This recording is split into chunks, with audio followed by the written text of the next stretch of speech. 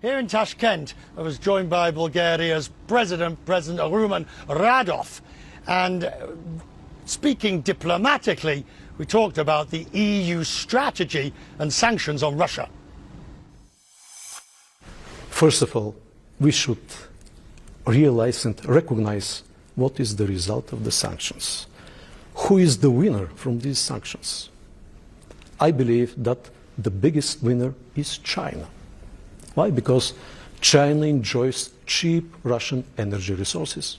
China enjoys Russian military technology.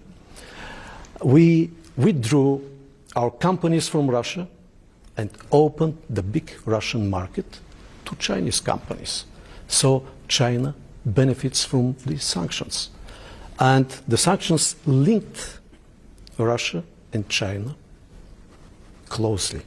The problem that I think a lot of people with your position, how do you end up with a ceasefire or a peaceful solution that doesn't reward the initial aggression of Russia? This is extremely difficult political and moral dilemma we are approaching, because we need to understand the nature of this war. The Americans say this is boots on the ground warfare. This is a fight for every inch of territory. And the most important asset in this war is not the weapons, it is the people.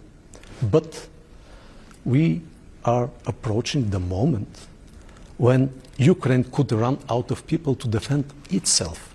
On the other hand,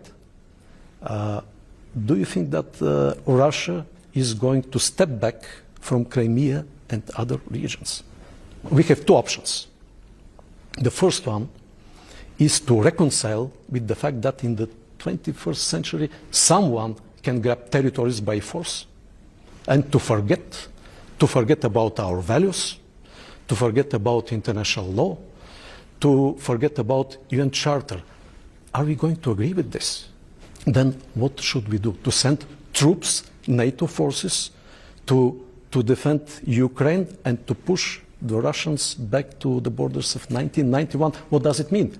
Third World War with maybe devastating nuclear consequences. This is the biggest dilemma. That's why I strongly support the efforts of the new US administration to initiate peace process between Russia and Ukraine. You're a former military man, so you do not want to fight. I want to avoid fighting. Exactly. Yes, one thing I've always known about the military, the last thing you want to do is fight. But in this case, to come to a solution that is a just and peaceful solution.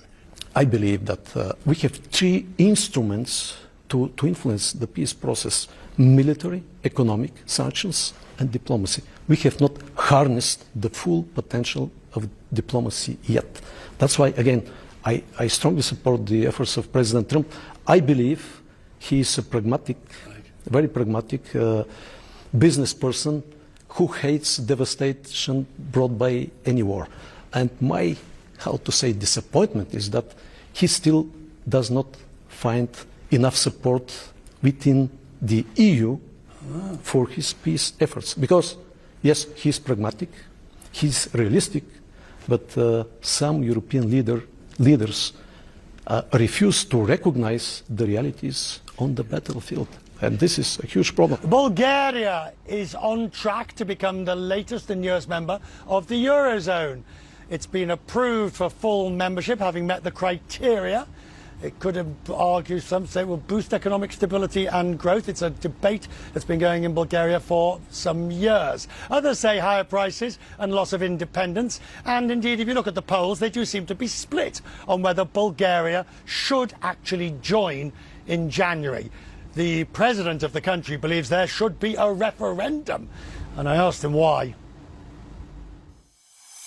This is a result of so to say, conservative financial policy throughout the years of hard work and sacrifice. All this is paid by the Bulgarian people. We expect to bring benefits to our economy.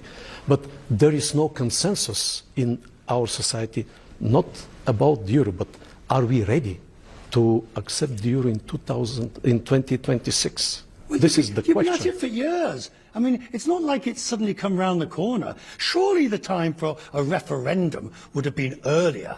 Yes, but everything is so dynamic. Everything changes, even in the European Union. Why did UK left the European Union at all? And in 18 countries out of 27 today, they held a referendum for joining EU with this binding agreement to introduce the single currency. So are you saying you still wish a referendum between now and the date upon which of joining? Perhaps I'm old-fashioned, but I strongly believe in democracy. You see, some leaders, they believe in technocracy. Some other leaders believe in economy as a driving engine. But without democracy, if there is no democracy, the entire social construct is doomed. That's why I initiated a referendum on our readiness to join the Eurozone in 2026. Does a constitutional crisis exist in Bulgaria between a PM who says we're going in and an elected president who says not so fast, only after a referendum? No. There is and there will be no constitutional crisis. In fact, it is about the trust in the institutions, because for the last 4 years, can you imagine, we held 7 parliamentary elections and we witnessed a decline of the trust in our institutions. And the referendum can bring back the trust in the Bulgarian government.